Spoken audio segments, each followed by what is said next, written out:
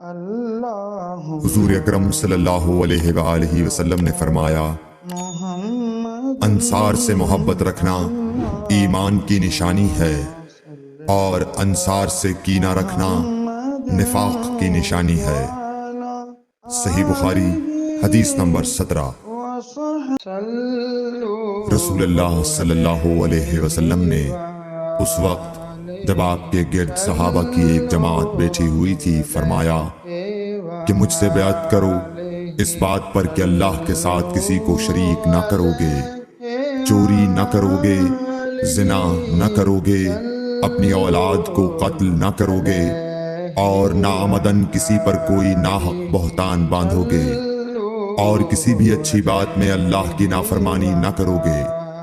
جو کوئی تم میں اس عہد کو پورا کرے گا تو اس کا ثواب اللہ کے ذمہ ہے، اور جو کوئی ان بری باتوں میں سے کسی کا ارتکاب کرے اور اسے دنیا میں اسلامی قانون کے تحت سزا دے دی گئی تو یہ سزا اس کے گناہوں کے لیے بدلہ ہو جائے گی، اور جو کوئی ان میں سے کسی بات میں مبتلا ہو گیا اور اللہ نے اس کے گناہ کو چھپا لیا تو پھر اس کا معاملہ اللہ کے حوالے ہے، اگر چاہے معاف کرے اور اگر چاہے سزا دے دے۔ عبادہ کہتے ہیں کہ پھر ہم سب نے ان سب باتوں پر آپ صلی اللہ علیہ وسلم سے بیعت کر لی۔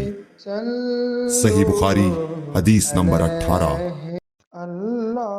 رسول اللہ صلی اللہ علیہ وسلم نے فرمایا، وہ وقت قریب ہے جب مسلمان کا سب سے عمدہ مال اس کی بکریاں ہوں گی، جن کے پیچھے وہ پہاڑوں کی چوٹیوں اور برساتی وادیوں میں اپنے دین کو بچانے کے لیے بھاگ جائے گا۔ صحیح بخاری حدیث نمبر 19۔ رسول اللہ صلی اللہ علیہ وسلم کسی کام کا حکم دیتے تو وہ ایسا ہی کام ہوتا جس کے کرنے کی لوگوں میں طاقت ہوتی۔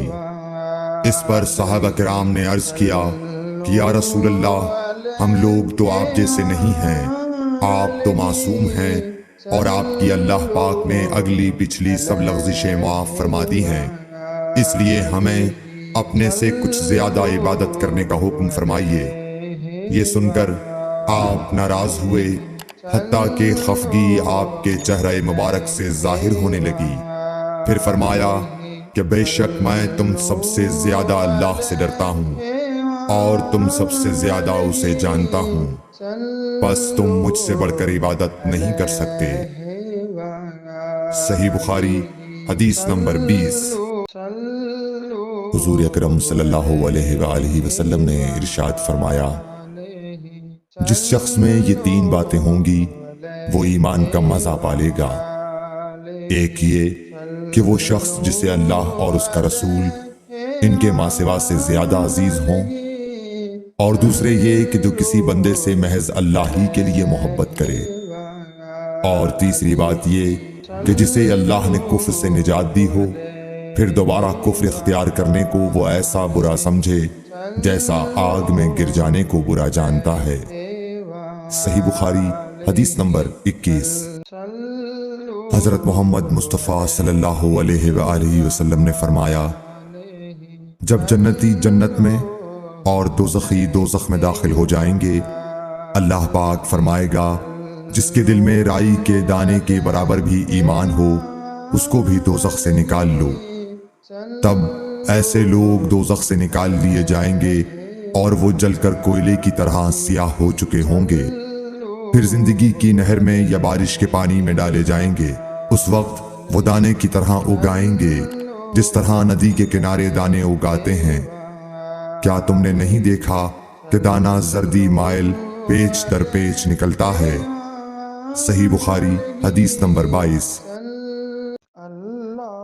حضور اکرم صلی اللہ علیہ وآلہ وسلم نے فرمایا، میں ایک وقت سو رہا تھا، میں نے خواب میں دیکھا کہ لوگ میرے سامنے پیش کیے جا رہے ہیں اور وہ کرتے پہنے ہوئے ہیں، کسی کا کرتا سینے تک ہے اور کسی کا اس سے نیچا ہے۔ پھر میرے سامنے عمر بن خطاب لائے گئے، ان کے بدن پر جو کرتا تھا اسے وہ گھسیٹ رہے تھے، یعنی ان کا کرتا زمین تک نیچا تھا۔ صحابہ رضی اللہ تعالیٰ عنہ نے پوچھا کہ یا رسول اللہ اس کی کیا تعبیر ہے؟ آپ نے فرمایا کہ اس سے دین مراد ہے۔ صحیح بخاری حدیث نمبر 23۔ ایک مرتبہ رسول کریم صلی اللہ علیہ وسلم ایک انصاری شخص کے پاس سے گزرے، اس حال میں کہ وہ اپنے ایک بھائی سے کہہ رہے تھے کہ تم اتنی شرم کیوں کرتے ہو؟ آپ نے اس انصاری سے فرمایا کہ اس کو اس کے حال پر رہنے دو، کیونکہ حیا بھی ایمان ہی کا ایک حصہ ہے۔ صحیح بخاری حدیث نمبر 24۔